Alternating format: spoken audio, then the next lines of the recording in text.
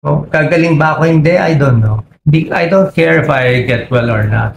Saan ko nakuha to? Think stress. And as a fellow vlogger niya mga kachika, I completely agree na talagang mai-stress ka mga kachika kapag ikaw ay binabash ng mga tao. Yun nga lang kasi depende rin sa'yo yan kung paano mo siya ititake Kung siya ba dadamdamin mo or didedmahin mo lang.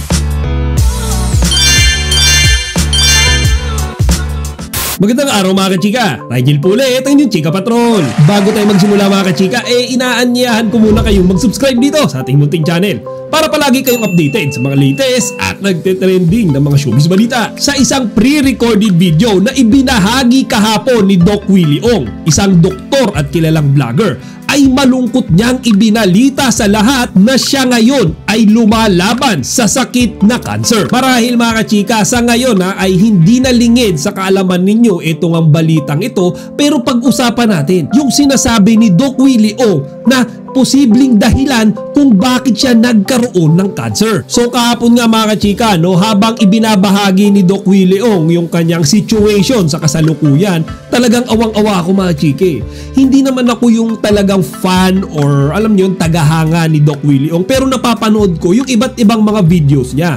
At doon napapansin ko na talagang focus siya mga chika sa pagpopromote ng healthy living and healthy lifestyle. At it's so sad mga kachika kasi kahit na alam natin na siya mga kachika ay maingat sa kanyang katawan, sumunod doktor siya, pati yung asawa niya doktor, hindi pa rin siya nakaligtas dito nga sa sakit na cancer. At mga kachika, to be particular yung dinaranas niya ngayon ay sarcoma cancer at ang size nito 16 cm.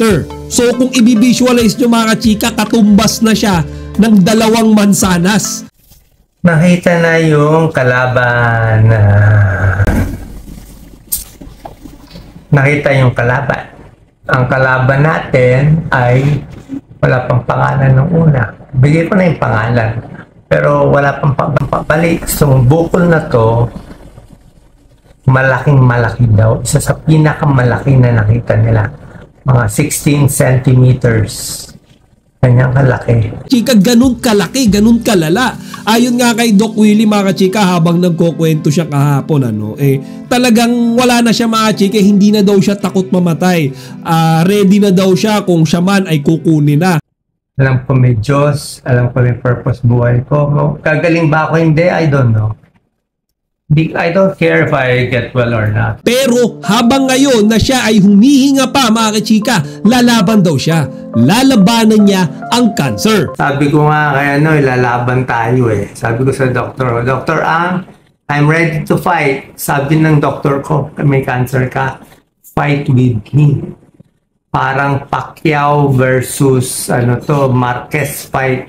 So mga chika, eto na nga nung bandang huli, ibinahagi niya.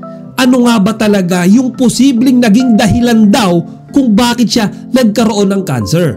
At doon nga, sinabi niya ang stress.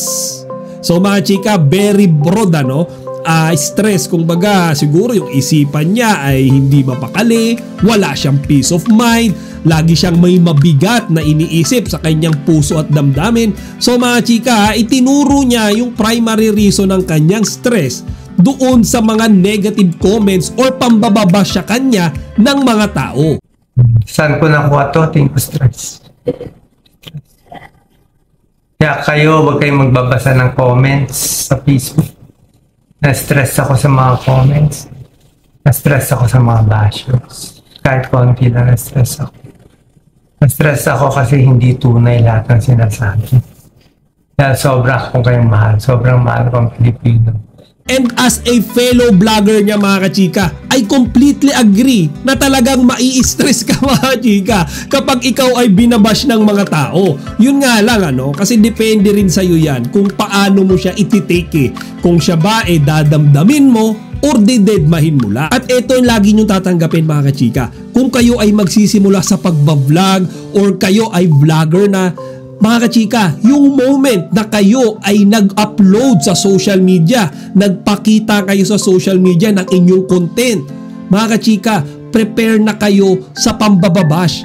mag-prepare na kayo sa mga negative comments kasi that's the part of it eh. Hindi laging positive, hindi lahat ayon doon sa opinion nyo. So mga chika, iyan nga yung tinuturo ni Doc Willie Ong na posible nga daw na nag-cause ng kanyang cancer. So nag-research ako dyan mga kachika, and dun sa nakita ko, wala naman scientific na research or scientific studies na tumugma or sumang-ayon doon sa sinabi ni Doc Willie Ong.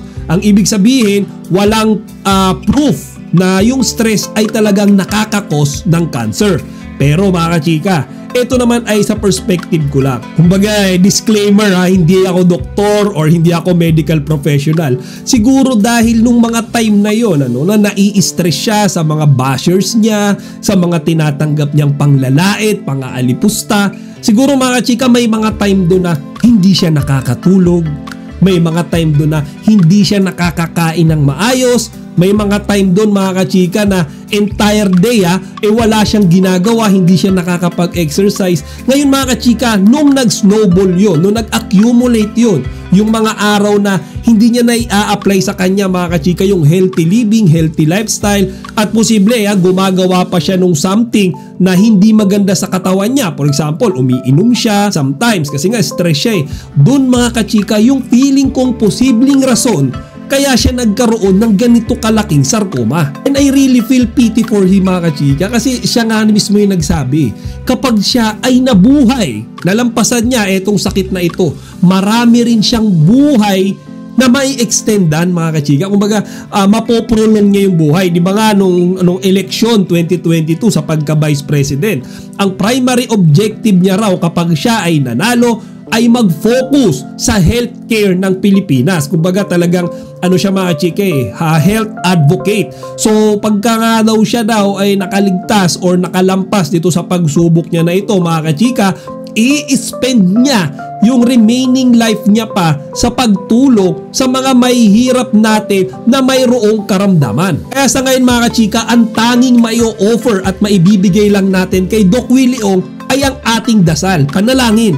Kasi mga chika, alam nyo naman ang sakit Walang pinipiling estado yan sa buhay. Walang pinipili yan kung sikat ka, kung mayaman ka. Si Steve Jobs nga CEO ng Apple mga kachika.